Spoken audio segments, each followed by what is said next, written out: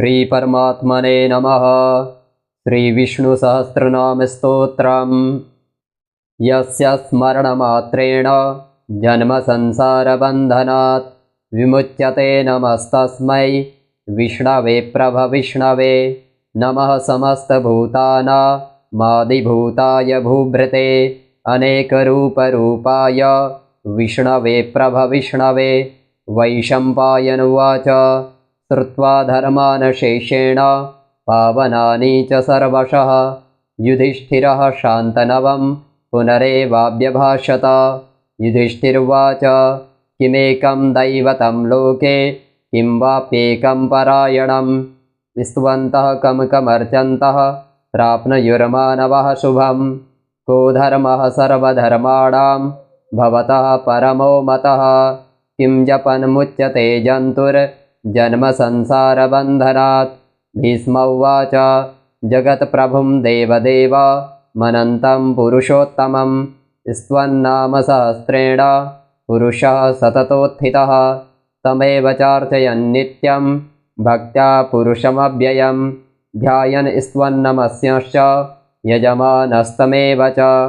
अनादिनिधनं विष्णुं सर्वलोकमहेश्वरं लोकाध्यक्षं स्तवन्नित्यं सर्वदुःखातिगो भवेत्।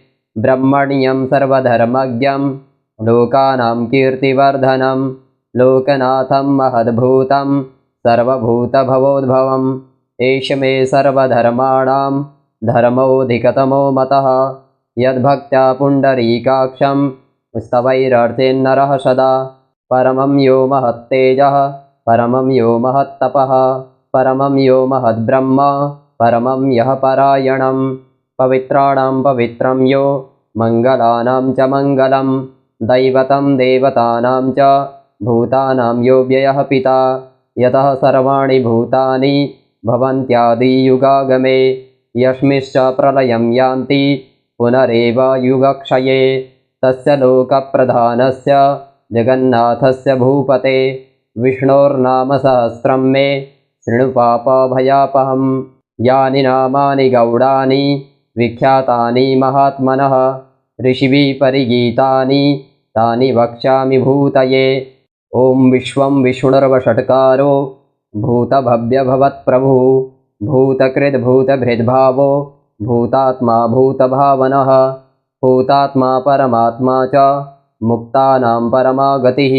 अव्ययः पुरुषः साक्षी क्षेत्रज्ञोऽक्षर एव च योगो योगविदां नेता प्रधानपुरुषेश्वरः।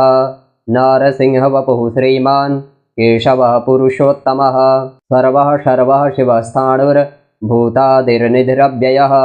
सम्भवो भावनो भर्ता प्रभवः प्रभुरीश्वरः। स्वयंभूः स्वम्भुरादित्यः पुष्कराक्षो महास्वनः अनादिनिधनो धाता विधाता धातुरुत्तमः। अप्रमेयो हृषीकेशः पद्मनाभोऽमरप्रभुः विश्वकर्मा मनुस्त्वष्टा स्थविष्टः स्थविरो ध्रुवः। अग्राह्यः शाश्वतः कृष्णो लोहिताक्षः प्रतर्दनः प्रभूतस्त्रिककुब्धाम पवित्रं मङ्गलं परम्। ईशानः प्राणदः प्राणो ज्येष्ठः श्रेष्ठः प्रजापतिः हिरण्यगर्भो भूगर्भो माधवो मधुसूदनः। ईश्वरो विक्रमी धन्वी मेधावी विक्रमः क्रमः अनुत्तमो दुराधर्षः कृतज्ञः कृतिरात्मवान्।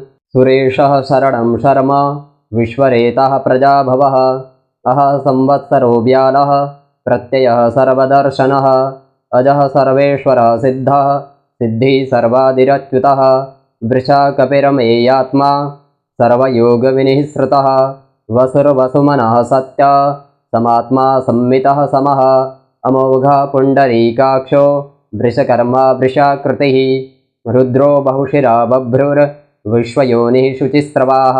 अमृतः शाश्वतः स्थाणुर्वरारोहो महातपाः सर्वगः सर्वविद्भानुर्विश्वक्सेनो जनार्दनः। वेदो वेदविदव्यङ्गो वेदाङ्गो वेदवित्कविः लोकाध्यक्षः सुराध्यक्षो धर्माध्यक्षः कृताकृतः। चतुरात्मा चतुर्व्यूहश्चतुर्दष्ट्रश्चतुर्भुजः भ्राजिष्णुर्भोजनं भोक्ता सहिष्णुर्जगदादिजः। अनघो विजयो जेता विश्वयोनिः पुनर्वसुः उपेन्द्रो वामनः प्रांशु रमौघः शुचिरुर्दितः अतीन्द्रः सङ्ग्रहः सर्गो धृतात्मा नियमो यमः वेद्यो वैद्यः सदा योगी वीरः माधवो मधुः अतीन्द्रियो महामायो महोत्साहो महाबलः महाबुद्धिर्महावीर्यो महाशक्तिर्महाद्वितिः अनिर्देशवपुः श्रीमा नमयेयात्मा महादृधृक् महेश्वासो महीभर्ता श्रीनिवासः सतां गतिः अनिरुद्धः सुरानन्दो गोविन्दो गोविदाम्पतिः मरीचिर्दमनो हंसः सुपर्णो भुजगोत्तमः हिरण्यनाभः सुतपः पद्मनाभः प्रजापतिः अमृत्युः सर्वदृक्सिंहः सन्दाता सन्धिमान् स्थिरः अजो दुर्मर्षणः शास्ता विस्तृतात्मा सुरार्यः गुरुर्गुरुतमो धाम सत्यः सत्यपराक्रमः निमिषो निमिषास्त्रग्वी वाचस्पतिरुदारधीः अग्रणिर्ग्रामणिः श्रीमान् न्यायो नेता समीरणः सहस्रमूर्धा विश्वात्मा सहस्राक्षः सहस्रपात् आवर्तनो निवृत्तात्मा संवृतः सम्प्रमर्दनः अहः संवर्तको वह्नि रनिलो धरणीधरः सुप्रसादः प्रसन्नात्मा विश्वदृग्विश्वभुग्विभुः सत्कर्ता सत्कृता साधुर्जहनुर्नारायणो नरः असङ्ख्येयो प्रमेयात्मा विशिष्टा शिष्टिकृत्सुतिः सिद्धार्था सिद्धसङ्कल्पः सिद्धिदा सिद्धिसाधनः वृषाही वृषभो विष्णुर्वृषपर्वा वृषोदरः वर्धनो वर्धमानश्च विविक्तः स्मृतिसागरः सुभुजो दुर्धरो वाग्मी महेन्द्रो वसुदो वसुः नैकरूपो बृहद्रूपः क्षिपिविष्टः प्रकाशनः ओजस्तेजो द्युतिधरः प्रकाशात्मा प्रतापनः ऋद्धः स्पष्टाक्षरो मन्त्रश्चन्द्राशुरभास्करद्वितिः अमृताशोद्भवो भानुः शशबिन्दुः सुरेश्वरः औषधं जगतः सेतुः सत्यधर्मपराक्रमः भूतभव्यभवन्नाथः पवनः पावनो नलः कामः कामकृत्कान्तः कामः कामप्रदः प्रभुः युगादिकृतयुगावर्तो नैकुमायो महाशनः अदृश्यो व्यक्तरूपश्च सहस्राजिदनन्तजित् इष्टो विशिष्टाशिष्टेष्टः शिखण्डी नहुषो वृषः क्रोधः क्रोधकृत्कर्ता विश्वबाहुर्महीधरः अच्युतः प्रथितः प्राणः प्राणदो वासुवानुजः अपां निधरधिष्ठानमप्रमत्तः प्रतिष्ठितः स्कन्दः स्कन्दधरो धुर्यो वरदो वायुवाहनः वासुदेवो बृहद्भानु रादिदेवः पुरन्दरः अशोकस्तारणस्तारः शूरः शौरिर्जनेश्वरः अनुकूलः शतावर्तः पद्मी पद्मनिभीक्षणः पद्मनाभोरविन्दाक्षः पद्मगर्भः शरीरभृत् महर्धिरुद्धो वृद्धात्मा महाक्षो गरुडध्वजः अतुलः शरभो भीमः समयज्ञो हविर्हरिः सर्वलक्षणलक्षणीयो लक्ष्मीवांसमितिञ्जयः विक्षरो रोहितो मार्गो हेतुर्दामोदरः शहः महीधरो महाभागो वेगवानमिताशनः उद्भवः क्षोभणो देवः श्रीगर्भः परमेश्वरः करणं कारणं कर्ता विकर्ता गहनो भुवः व्यवसायो व्यवस्थानः सस्थानः स्थानदो ध्रुवः परर्धिः परमस्पष्टस्तुष्टः पुष्टः शुभेक्षणः रामो विरामो विरजो मार्गो नेयो नयो नयः वीरः शक्तिमतां श्रेष्ठो धर्मो धर्मविदुत्तमः वैकुण्ठः पुरुषः प्राणः प्राणदः प्रणवः पृथुः हिरण्यगर्भः शत्रुघ्नो व्याप्तो वायुरधोक्षजः ऋतुः सुदर्शनः कालः परमेष्ठी परिग्रहः उग्रः संवत्सरो दक्षो विश्रामो विश्वदक्षिणः विस्तारः स्थावरस्थाणुः प्रमाणं बीजमव्ययम् अर्थोऽनर्थो महाकोशो महाभोगो महाधनः अनिर्विण्णः स्थविष्ठो भूर्धर्मयूपो महामखः नक्षत्रनेमिर्नक्षत्री शमः क्षामः समीहनः यज्ञयुज्यो महेज्यश्च क्रतुः शत्रं शतां गतिः सर्वदर्शी विमुक्तात्मा सर्वज्ञो ज्ञानमुत्तमं सुव्रतः सुमुखः सूक्ष्मः सुघोषः सुखदः सुहृत् मनोहरो जितक्रोधो वीरबाहुर्विदारणः स्वापनः स्ववशो व्यापी नैकात्मा नैककर्मकृत् वत्सलो वत्सरो वत्सी रत्नगर्भो धनेश्वरः धर्मगुप्धर्मकृद्धर्मी सदा सत्क्षरमक्षरम् अविज्ञाता सहस्राशुर्विधाता कृतलक्षणः गभस्तिनेमिः सत्त्वस्थः सिंहो भूतमहेश्वरः आदिदेवो महादेवो देवेशो देवभृद्गुरुः उत्तरो गोपतिर्गोप्ता ज्ञानगम्यः पुरातनः शरीरभूतभृद्भोक्ता कपीन्द्रो भूरिदक्षिणः सोमपो मृतपः सोमः पुरुजितपुरुषत्तमः विनयो जयः सत्यसन्धो दाशार्हः सात्वतां पतिः जीवो विनयिता साक्षी मुकुन्दो मितविक्रमः अम्भो निधिरनन्तात्मा महो दधिशयोऽन्तकः अजो महार्हः स्वाभाव्यो जितामित्रः प्रमोदनः आनन्दो नन्दनो नन्दः सत्यधर्मा त्रिविक्रमः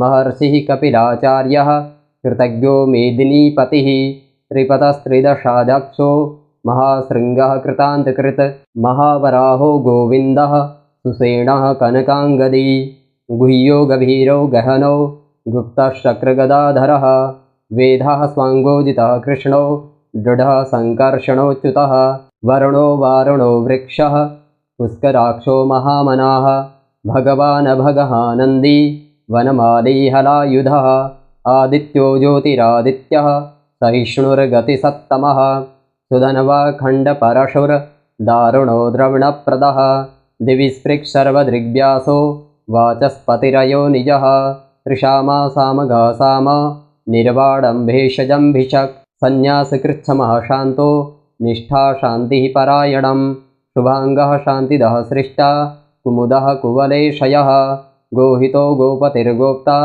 वृषभाक्षो वृषप्रियः अनिवर्ति निवृत्तात्मा संक्षिप्ताक्षेमकृच्छिवः श्रीवत्सवक्षः श्रीवासः श्रीपतिः श्रीमताम्बरः श्रीधः श्रीशः श्रीनिवासः श्रीनिधिः श्रीविभावनः श्रीधरः श्रीकरः श्रेयः श्रीमान् लोकत्रयाश्रयः स्वक्षः स्वङ्गः शतानन्दो नन्दिर्ज्योतिर्गणेश्वरः विजितात्मा विधेयात्मा सत्कीर्तिश्चिन्न संशयः उदीर्णः सर्वतश्चक्षुरनीशः शाश्वतस्थिरः भूषयो भूषणो भूतिर्विशोकः शोकनाशनः अर्चिस्मानर्चितः कुम्भो विशुद्धात्मा विशोधनः अनिरुद्धो प्रतिरथः प्रद्युम्नो मितविक्रमः कालनेमिनिः वीरः शौरिः शूरजनेश्वरः त्रिलोकात्मा त्रिलोकेशः केशवः केशिहा हरिः कामदेवः कामपालः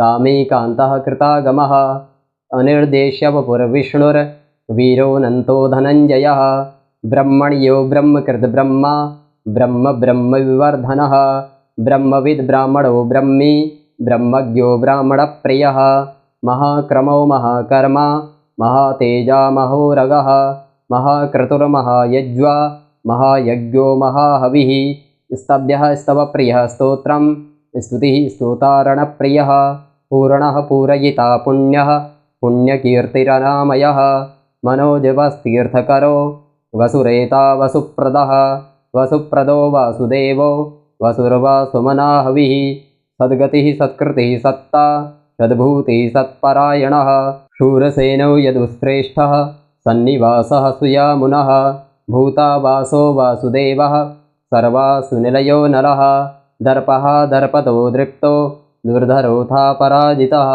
विश्वमूर्तिर्महामूर्तिर्दीप्तमूर्तिरमूर्तिमान् अनेकमूर्तिरव्यक्तः शतमूर्तिः शताननः एकोनैकः शवः कः किं यततत्पदमनुत्तमं लोकबन्धुर्लोकनाथो माधवो भक्तवत्सलः सुवर्णवर्णो हेमाङ्गो वराङ्गश्चन्दनाङ्गदी वीरः विषमः शून्यो घृताशीरचलश्चलः अमानी मानदो मान्यो लोकस्वामी त्रिलोकधृक् सुमेधा मेधदो धन्यः सत्यमेधाधराधरः तेजो वृषोदितिधरः सर्वशस्त्रभृताम्बरः प्रग्रहो निग्रहो व्यग्रो नैकशृङ्गो गदाग्रजः चतुर्बाहुश्चतुर्व्यूहश्चतुर्गतिः चतुरात्मा चतुर्भावश्चतुर्वेदविदेकपात् समावर्तो निवृत्तात्मा दुर्जयो दुरतिक्रमः दुर्लभो दुर्गमो दुर्गो दुरावासो दुरार्यः शुभांगो लोकसारंगः सुतन्तुस्तन्तुवर्धनः इन्द्रकर्मा महाकर्मा कृतकर्मा कृतागमः उद्भवः सुन्दरः सुन्दो रत्ननाभः सुलोचनः अर्को वाजसनः शृङ्गी जयन्तः सर्वविद्ययी सुवर्णबिन्दुरक्षोभ्यः सर्वभागीश्वरेश्वरः महाहृदो महागर्तो महाभूतो महानिधिः कुमुदः कुन्दरः कुन्दः पर्जन्यः पावनो नीलः अमृताशोऽमृतवपुः सर्वज्ञः सर्वतोमुखः सुलभः सुव्रतः सिद्धः शत्रुजिच्छत्रुतापनः न्यग्रोधोदुम्बरो श्वस्थश्चाणूरान्ध्रनिषूदनः सहस्रार्तिः सप्तजिह्वः सप्तैधः सप्तवाहनः अमूर्तिरनघोचिन्त्यो भयकृद्भयनाशनः अणुर्बृहत्कृशस्तूलो गुणभृन्निर्गुणो महान् अधृतः स्वधृतः स्वास्यः प्राग्वंशो वंशवर्धनः भारभृत्कथितो योगी योगीशः सर्वकामदः आश्रमः श्रमणः क्षामः सुपर्णो वायुवाहनः धनुर्धरो धनुर्वेदो दण्डो दमयिता दमः अपराजितः सर्वसहो नियन्ता नियमो यमः सत्त्ववान् सात्विकः सत्यः सत्यधर्मपरायणः अभिप्रायः प्रियार्होरः प्रियकृत्प्रीतिवर्धनः विहाय सगतिर्ज्योतिः सुरुचिर्हुतभुग्विभुः रविर्विरोचनः सूर्यः सविता रविलोचनः अनन्तो हुतभुग्भोक्ता सुखदो नैकजोऽग्रजः अनिर्विण्णः सदामर्षि लोकाधिष्ठानमद्भुतः सनात्सनातनतमः कपिलः कपिरप्ययः स्वस्तिदः स्वस्तिकृत्स्वस्ति स्वस्तिभुक् स्वस्तिदक्षिणः अरौद्रः कुण्डलीचक्री विक्रम्योर्जितशासनः शब्दातिगः शब्दशः शिशिरः सर्वरीकरः अक्रूरः पेशलो दक्षो